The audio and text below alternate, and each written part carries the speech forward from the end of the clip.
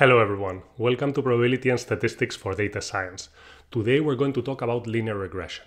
In particular, we're going to derive the optimal linear estimator of a response given multiple features in terms of mean squared error.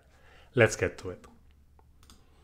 We're going to derive the linear minimum mean squared error, or MSE estimator. And here the motivation is that we want to tackle the regression problem, which is a problem of enormous importance in data science, where we want to estimate a response from several features.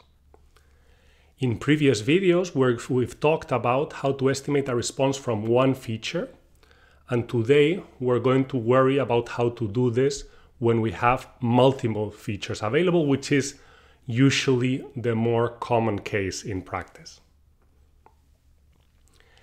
We're going to follow a probabilistic formulation where we're going to model the response as a random variable y, and we're going to model the features as a random vector x, which is going to have multiple entries, d entries in particular. We're going to use d to refer to the number of features in the model.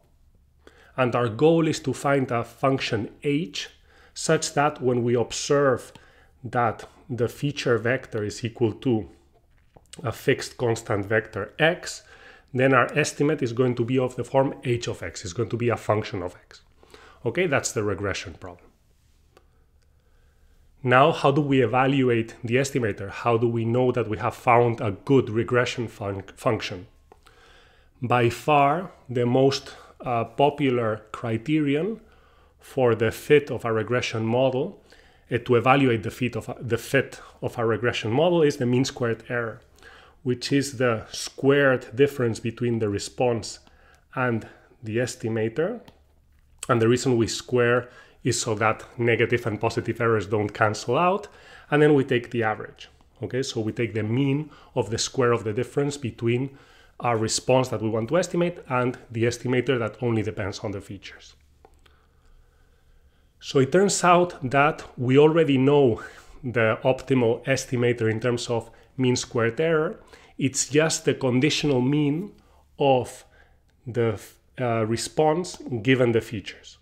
So we have already talked about this in the previous video. We focused mostly on the case where we had one feature, but this still holds for the case where you have multiple features. If you can compute the conditional mean of the response given the features, that's completely optimal in terms of mean squared error. Maybe let's take a look at an example. Imagine that you want to estimate the rating that some users will give to Independence Day given their rating for Mission Impossible. And you have some data which tells you what ratings each user gave to Independence Day and to Mission Impossible. Then the optimal estimator is to just compute the average rating for Independence Day given each of the ratings for Mission Impossible. So you take the people that gave a 1 to Mission Impossible and you compute the average of the ratings. That's going to be the optimal estimator for the rating they're going to give, for the rating a new user would give to Independence Day if their rating for Mission Impossible is 1. Same for 2, 3, 4, and 5. Okay, in each case, we compute the conditional mean only based on the users that gave that specific rating to Mission Impossible, and that conditional mean is going to be an optimal estimator in terms of mean squared error for the rating given to Independence Day, given the rating for Mission Impossible. Okay, so it sounds like regression is a solved problem. You just compute the conditional mean given the features, and we're done here. Is that true? Maybe take a minute to think about why that is, in fact, not true at all. No, it's not because of the curse of dimensionality. So this is something that we have talked about in past videos, but it's so important that I just want to remind you, because that's the whole point why we talk about linear regression and later on about different nonlinear regression methods, and we don't just compute conditional means. Why don't we just compute conditional means? Because that is impossible when we have multiple features. Unless the number of features is very, very small, it's just impossible to compute the conditional mean. Okay? In order to really make this point, which is very important, very, very clear, imagine that now, instead of estimating the rating someone is going to give to Independence Day just based on the rating they gave to Mission Impossible, you want to use 100 different ratings from 100 movies they have watched. And this is by no means unusual, right? We often have 100 features. If you think about Netflix trying to predict what movie, whether you're going to like a new movie, they're going to have probably more than 100 movies and shows that you have seen and rated. So think about this. If we go back, how many conditional averages did we have to compute in the case where we had one feature? We had to compute, well, you have them here, 1, 2, 3, 4, 5, assuming there's 5 possible ratings that you can give to a movie. If we had 2 movies that these users had watched, then we would have to consider 25 different possibilities. Why? Because they have 5 possible ratings for the first movie, 5 possible ratings for the second movie. So you have to consider what if the user rated, gave a 1 to Mission Impossible and 2 to Teenage Mutant Ninja Turtles, whatever the second movie is, or 1 and 3, or 1 and 5, and so on. So for 2 movies, the number of possibilities is 5 squared. How many possibilities do we have for 100 movies? It's 5 to the 100. And it turns out that 5 to the 100 is more than 10 to the 68. So even if you could compute like this 10 to the 68 averages, you wouldn't have anywhere to store them. And moreover, you would never have enough data to estimate all of these averages. Essentially, what we're saying here is that if we encounter another user that has watched these 100 movies, it's extremely likely that their precise combination of different values for each feature, different ratings that they gave to each movie, is going to be unique. We will not have observed this in our training data set. And because of that, we cannot just compute conditional averages, which would indeed be optimal, but unfortunately that's impossible. And this is why we need to make assumptions, and this is why we need the different regression methods that we're going to look at. And today what we're going to do is we're going to look at linear regression methods, where we say, okay, it's impossible to compute this conditional mean, so what are we going to do? We're going to assume that the regression function that maps the features to the estimator is linear. So I'm in a math department, so I have to tell you it's not really linear, it's affine, because we typically have an additive constant to essentially deal with the fact that the features and the response are not necessarily zero mean. As we will see later on, if they are all zero mean, then this additive constant is going to be 0 and the estimator is actually linear. So why do we call this a linear estimator? Because we have a linear coefficient that is going to multiply each of the D features, and then we're going to aggregate all of those scaled features, and that's going to be our linear estimator, which should approximate the response Y. Now what we want to do is find this vector of coefficients. There's D coefficients here, one for each of the D features, and this additive constant, so that we minimize the mean squared error between the response and the linear estimate. Okay, the response, linear estimate. Again, how do we evaluate how good our fit is? We take the square to avoid cancellations, and we take the mean. So we want to minimize the mean squared error. We want to find the optimal linear coefficients and the optimal additive constant or intercept. This is often called the intercept, because when you draw a linear model as a single line, that's where it's going to hit the axis.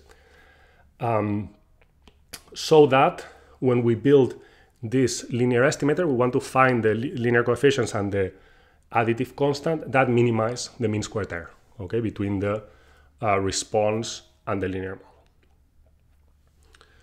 Okay, so let's do that. But first, let's remember that we have already tackled this problem when we talked about correlation and the connection between correlation and regression. In that case, we had a single feature A, and what we showed is that when you have a single feature, if you look at the optimal linear model of the response given a feature, essentially it's equal to, well, you do the following. You standardize the feature. You subtract the mean, you divide by the standard deviation. Once you've standardized, you multiply by the correlation coefficient, and that gives you the best possible estimate of the standardized response. So now you have to unstandardize by multiplying by the standard deviation of the response and adding the mean of the response.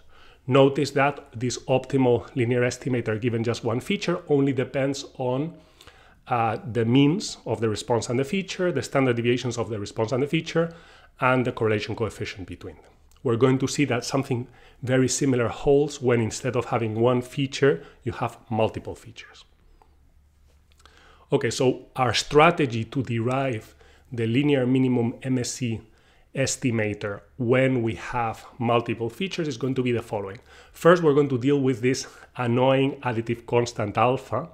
What we're going to do is we're going to find an expression of the best additive constant given any beta, given any linear coefficients. Then we're going to plug in that expression into the MSE in order to obtain an MSE that only depends on the linear coefficients. And then we're going to solve for the linear coefficients by minimizing the mean squared error function just with respect to beta. Okay, hopefully that makes sense. That's what we're going to do now to derive the linear minimum MSE estimator. Okay, so we're going to start by reminding ourselves that when we have a random variable b and we're looking for a constant c that approximates b optimally in terms of mean squared error, what is that optimal constant? And maybe pause the video and think about it because we have already seen this in a previous video. The optimal constant is the mean of b. And the way we went about this, if you remember, is we just expanded this guy using linearity of expectation and took derivatives, and we saw that the optimal c is indeed the mean of b. Why am I bringing this up? The reason why I'm bringing this up is that if we think about what the best additive constant alpha is when we're trying to fit a linear model, then we can actually realize that these other terms, we can interpret them as a random variable b. So if we just want to optimize with respect to alpha, what is the optimal alpha? It's going to be the mean of this guy, the mean of y minus beta tx. As easy as that, because of this previous result that we already know about. Okay, so it's just going to be the mean of this residual. I'm calling this a residual because it's the response minus the... Actually, this is not really a residual. Forget about that. Usually we call residual the response minus the model. This is not the full model, it's just the linear part of the model. So let's not call it residual. So this is y minus the linear part of the model. By linearity of expectation, that's just equal to the mean of y and then the inner product between the linear coefficients and the mean of x. Remember that the mean of x has d entries, one for each of the features. And that's it. It's as easy as that. In order to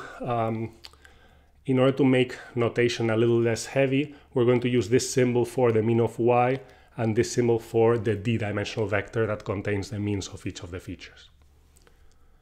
Great. So now we can go back to our MSE of the full linear model and plug in the optimal additive constant for each of the betas and then just optimize with respect to beta. So the MSE is of this form. We're plugging in the optimal alpha. I think maybe I should maybe go a little bit slower over why this makes sense.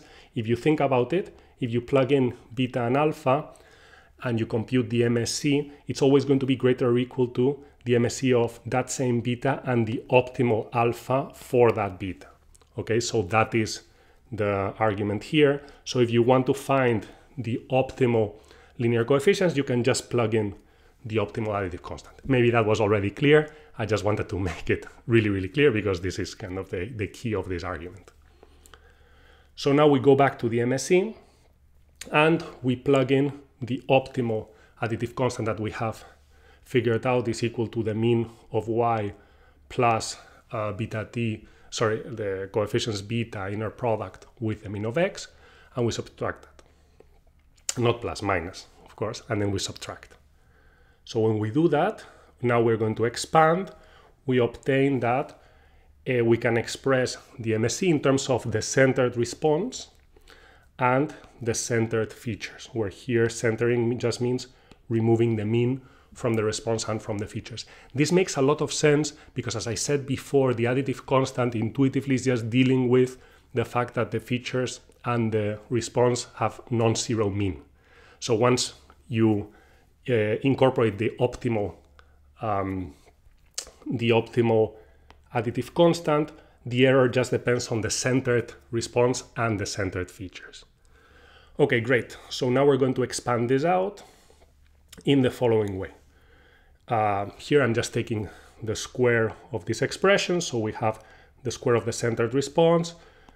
This is a vector, so we have to be a little bit careful. I have chosen, so maybe I will write this out just very quickly. We had the optimal coefficients times the centered coefficients inner product times the linear, oh, I got very confused there. The linear coefficients inner product, the centered features. Okay, hopefully that makes sense. And we have them squared, so I can kind of write this, and this is a vector like this. Maybe I will draw a more beautiful vector, or I will try at least. Okay, that's terrible. We have a vector like this and a vector like this, okay? Right, because it's a d-dimensional vector. One is transpose, and then you have the other one which is not transpose. And now what I'm going to do is I'm going to write CT of x here and beta here.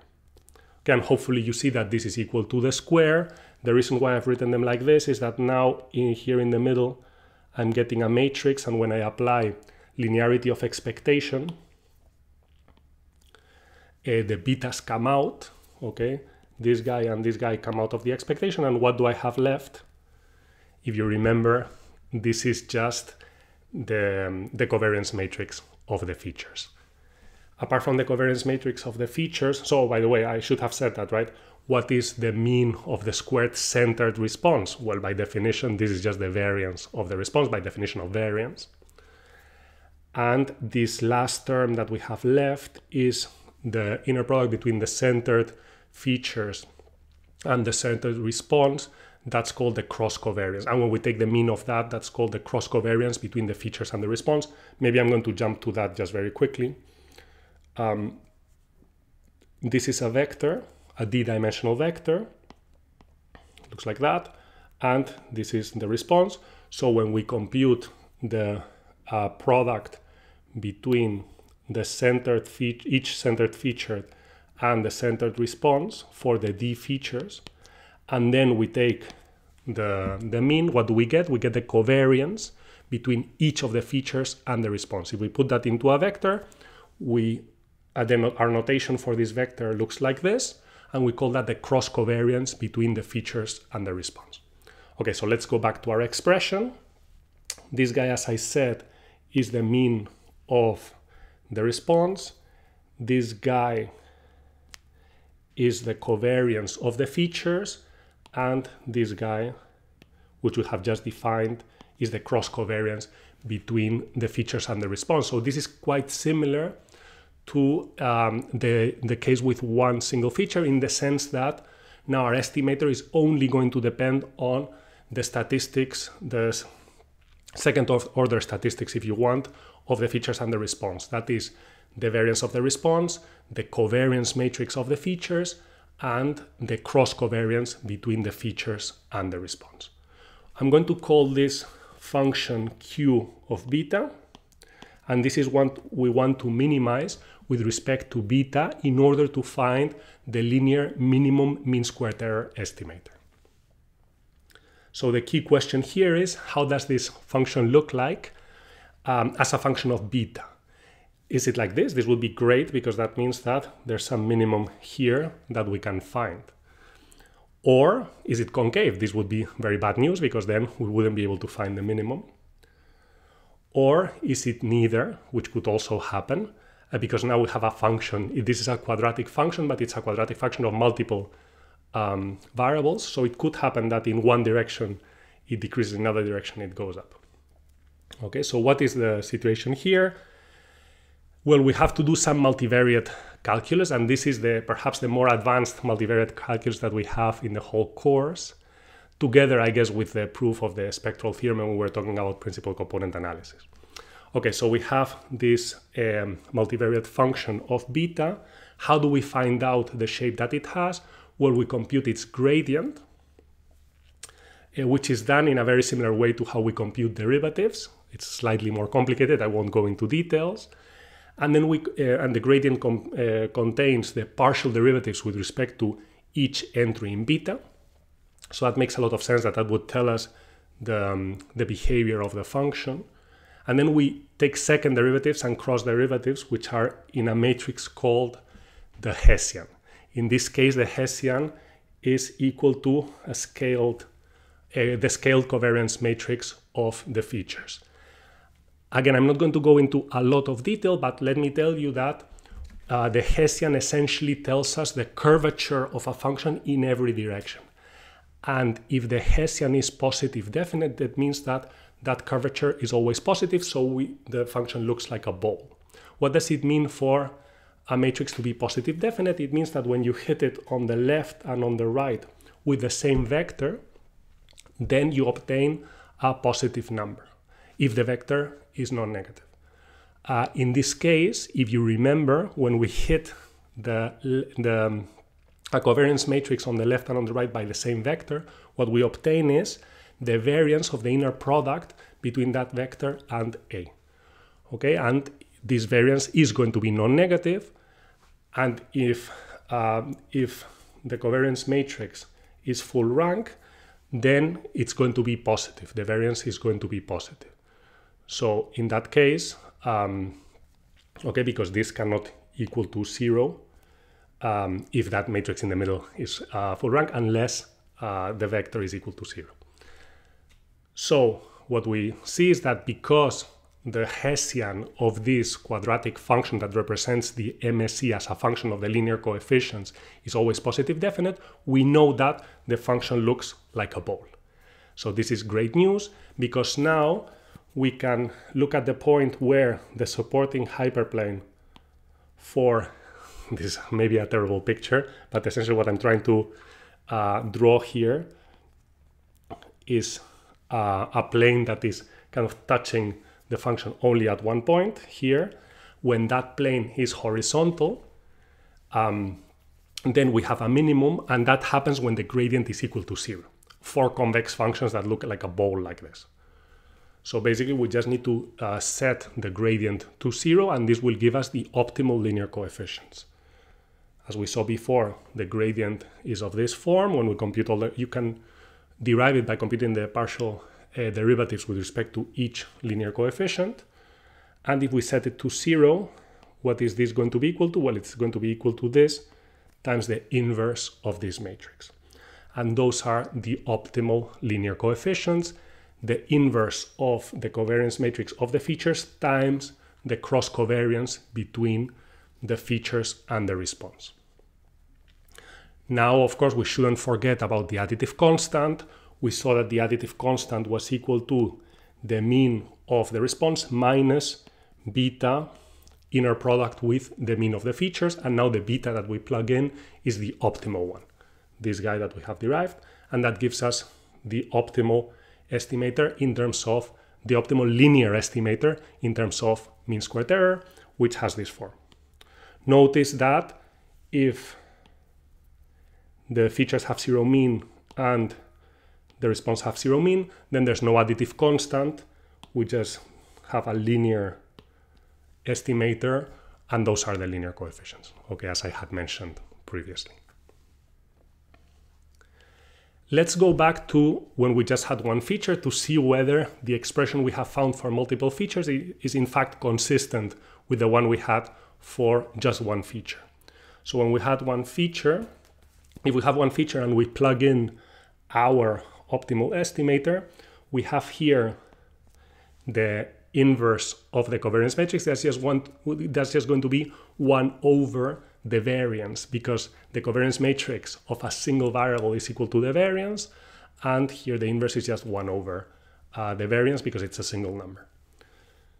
The means remain the same, and then the cross covariance is just the covariance, because we have a single feature, is the covariance between that feature and the response. So when we plug all of that in, notice that I have separated the variance into 2 standard deviations here. Why? Because then here we obtain the standardized feature, and then here we have a linear coefficient that is equal to the covariance divided by the standard deviation of the feature. If we multiply up and down by the standard deviation of the response, that's exactly equal to the correlation coefficient times the standard deviation of the response. And this expression is exactly the same as the one we had derived in the case of one variable, so it makes a lot of sense.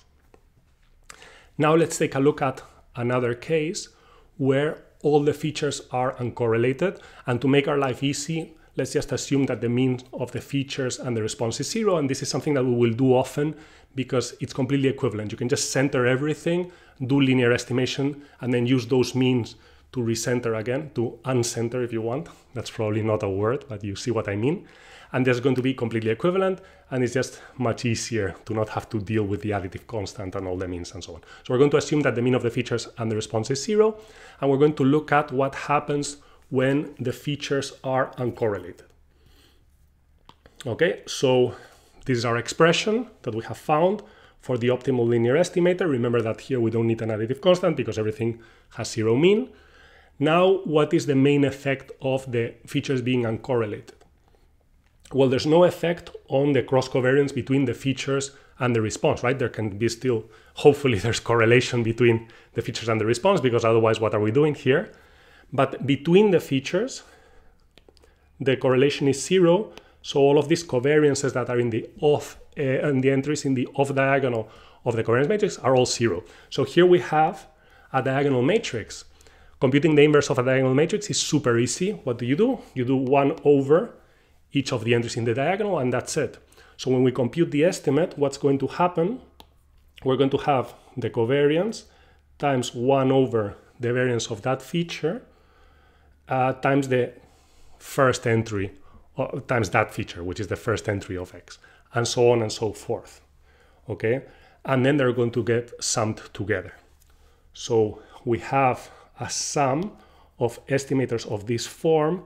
If we realize this is the covariance between each feature and the response, and this is the variance of that feature. So each of these terms depends only on one individual feature, and if you look closely at it, if we multiply and divide by the the standard deviation of the response, we observe that this is in fact the optimal linear estimator given just that feature. So in the case where the features are uncorrelated, you can basically just compute the best linear estimator of the response given each of the features and then just add them all together. This only works if the features are uncorrelated, and this makes a lot of sense because if the features are correlated, then in some sense you're double counting stuff, right? You're not going to get the optimal estimator that way. And we can now look again at the optimal linear coefficients, and what we realize is that this inverse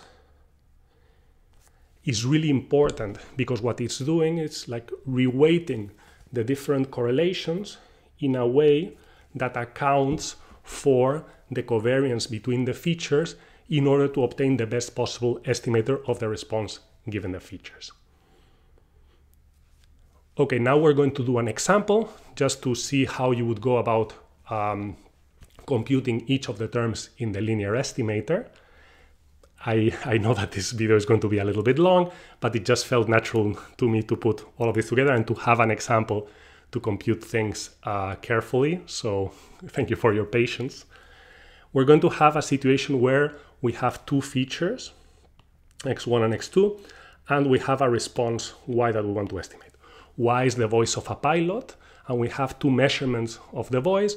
One is inside a helmet, so we hear the pilot very well, but there's a function h, there's a constant h that is multiplying c well, actually, this is not necessarily a bad thing. C is supposed to be the noise of the airplane, okay, or I think it's a helicopter in the book, and it gets multiplied by h because that's the effect of the helmet. So when we measure from inside, we measure less noise, and when we measure from outside, we also measure the voice of the pilot, but now it's muffled by the helmet, and we hear more noise because we're outside the helmet. Okay, so from this measurement, from inside and outside of the helmet, we want to obtain the best possible estimate for the voice of the pilot Y. This is obviously a cartoon example, but it's not, it's kind of in the spirit of how noise cancellation headphones work. Okay, so now we need to estimate the statistics of the voice and the noise in order to be able to derive our linear estimator. We're going to assume that the noise is independent from the voice, which is a reasonable assumption. It's just the noise that is coming from the airplane. And we're going to assume that the noise is much louder than the voice. Okay, so the variance of Y, which is the response, which represents the voice, is 1. The variance of the noise is much higher, is 100. Okay, we're going to leave h as some constant that that is just going to be a constant, so that we obtain a valid answer for different helmets, let's say. And everything is centered to have 0 mean because we don't want to deal with this annoying additive constant. And it's not just that I'm being lazy. This is commonly done because, again, the additive constant only deals with the mean of the feature and the response, and we can easily add back the means later on if necessary. Okay. You would only have to add the mean of the response if you look at the expression, because we have already centered the features. And that's all you need the mean of the features for. Right, so as we derived, the optimal estimator of the voice given these two measurements can be obtained by multiplying the cross covariance with the inverse covariance matrix of the measurements or the features, and then times the actual measurements. Okay, represented by this random vector x. So let's compute in our example each of these terms. In reality, you would estimate them from data, and that's an advantage of linear estimators. You just need to estimate variances and covariances and means from data, for which you don't need a lot of data. So you don't run into this curse of dimensionality that we mentioned at the beginning, even if you have a pretty large number of features. Okay, so what's the variance of the first measurement? Well, the first measurement is equal to y plus hc.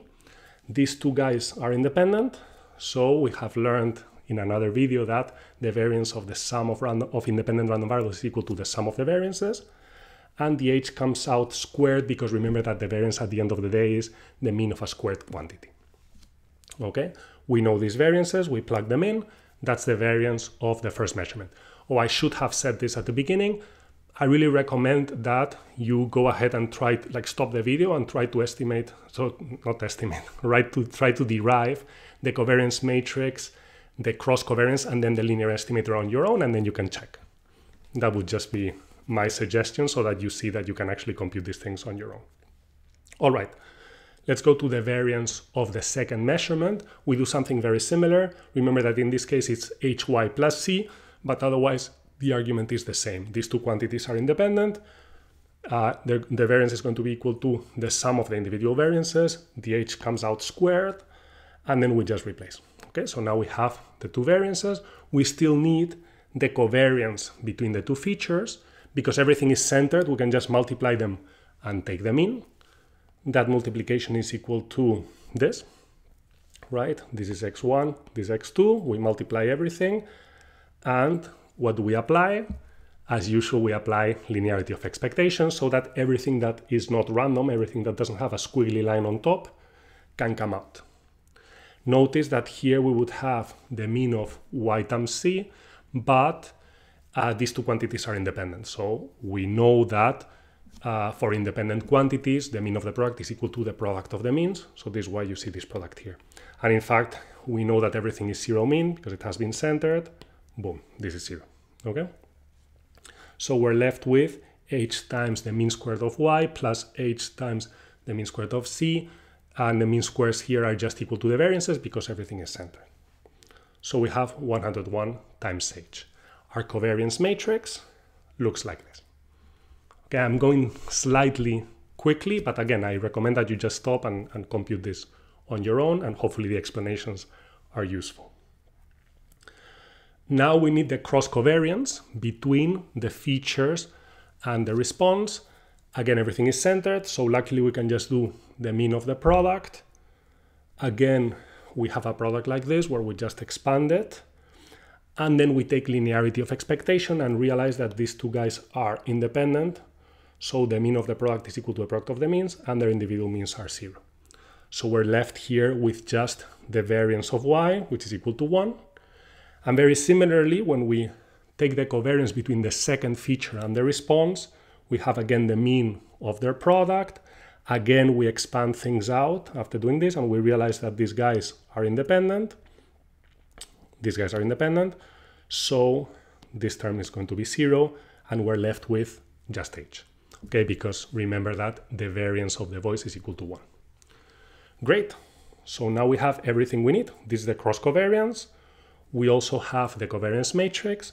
We have to take its inverse. And for this, you can just look up, I don't know, I took linear algebra so many years ago that I don't know if I would be able to do this by hand, but you can just look it up in Google and you will see the inverse of a matrix that has 4 entries. Okay, essentially, you have to multiply these guys minus these guys, I think it is. Actually, I don't want to say, like, you look up the formula and it looks basically like this. Okay, that's the inverse of this guy. And then we have to multiply by the transpose of the cross covariance. This is quite a bit of work, but we do it and we end up with this. And we realize that a lot of things just cancel out. So here, this squared is going to cancel out with this, and this 100 is going to cancel with this and this. So basically we end up, and now remember that this is a vector of x1 and x2. Okay, so this term is going to multiply x1 and this term is going to multiply x2. We're left with the first measurement minus h times the second measurement, and we divide by 1 minus h squared. That's the optimal linear estimator of the voice given the two measurements. Now in this case, because we know everything, like in reality, you would just kind of use this algorithm to combine your two measurements, and that is it. Here we can actually check how good the estimator is because we know the expression for the two measurements in terms of the voice and the noise. So we can just plug it in. And what we realize is that once we plug it in, notice that this is cancelled with that. And basically what we observe is that how is the linear estimator operating? It's cancelling out the noise. It's leaving a term that only depends, I said cancelling out the noise, not the voice, cancelling out the noise. And then it just leaves a term that depends on the voice.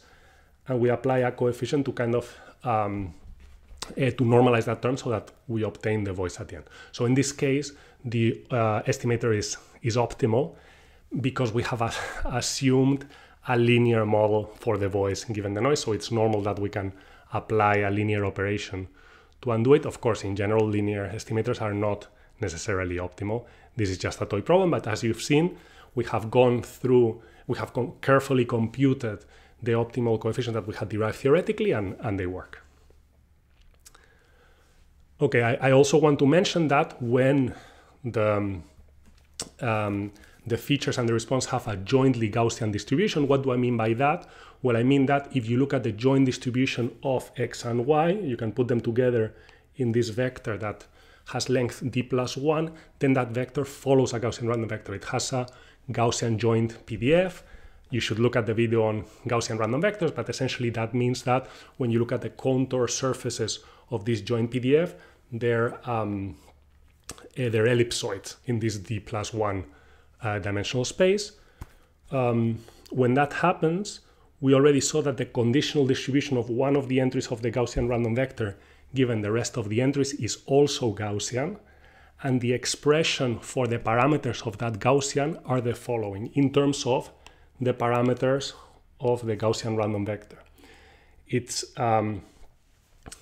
this won't be surprising perhaps, all of the covariances between the other entries and that entry times the inverse of the sub-matrix, that is basically the covariance matrix corresponding to the other entries, and then times the centered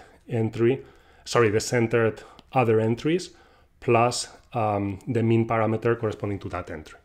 Okay, these all are parameters of the Gaussian random vector, but they actually do correspond to the covariance matrices, the cross covariances, the means, and the variances of the corresponding entries, which means that we have basically recovered exactly the same expression as the optimal linear estimator of this entry y given the remaining entries x.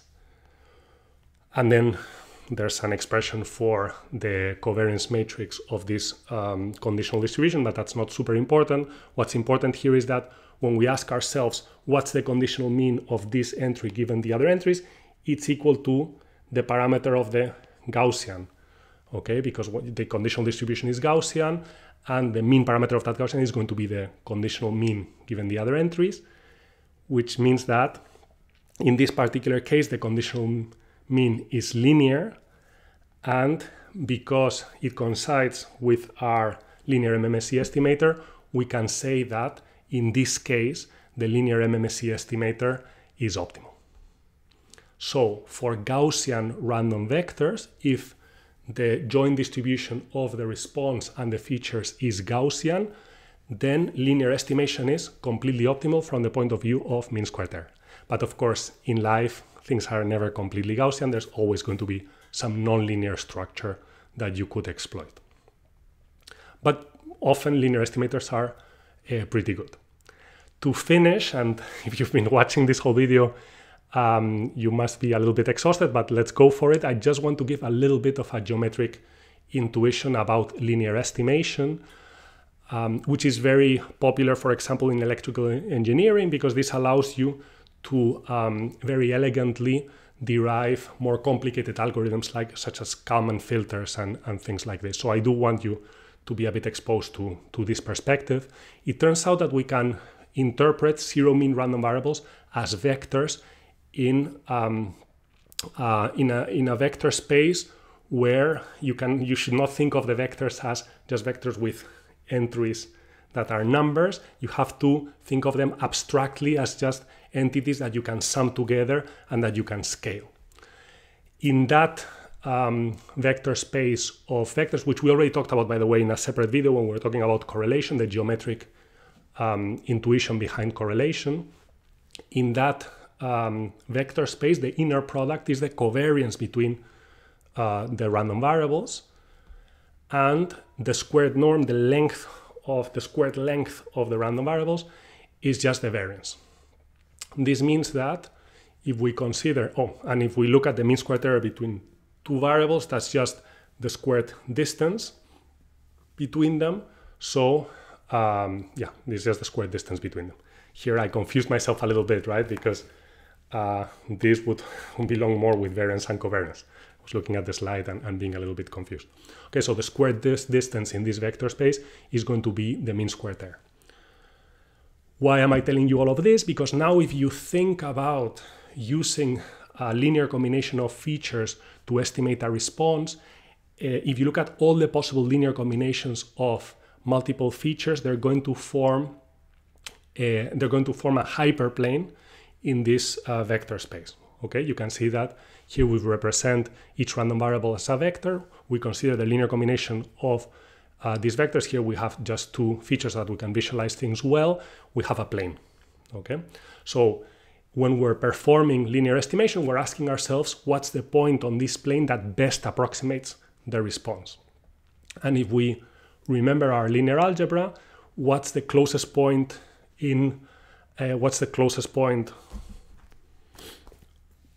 on this plane to this point? Well, you can obtain it by performing the orthogonal projection onto the plane. And that is exactly the linear minimum mean squared error.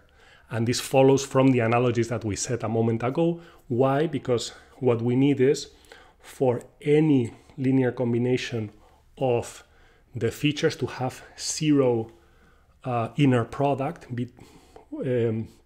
with this line that goes from the response to the estimator. It's actually the residual. And that inner product, because all of these are random variables, is just with zero mean, is just the mean of the product between. So when we look at this product, if we expand it and we apply linearity of expectation so that everything that is non-random comes out, what we obtain is the mean of the product between x and y, so every feature, the mean of its product with the response, minus this outer product of the features. We take the mean and then we multiply by their coefficients. What is this guy equal to? The cross covariance between the features and the response. What is this guy equal to? The covariance matrix of the features. So we get this expression. But now, in order for this expression to be zero for any possible linear combination on this plane, then this guy has to be zero. But when is that guy zero? It's zero when these coefficients are equal to the inverse covariance matrix. Okay, when this equality holds. When does this equality hold? When the linear coefficients are equal to the inverse of this guy times the cross covariance, which is exactly the optimal linear coefficients that we had derived by minimizing the MSE. So this pretty elegant geometric intuition actually gives you the same answer as our derivation because they're completely equivalent. Okay, and again, traditionally in signal processing, people use this kind of perspective very often to gain intuition and even derive new algorithms. An example would be the Kalman filter. All right, so this was a long video. Thank you for listening, but what have we learned? We have derived the linear minimum mean squared error estimator. We have mentioned that it is optimal for Gaussian random vectors. We did also an example, which I didn't mention here. And finally, we developed some geometric intuition about linear estimation. Thank you very much. And that's all I got.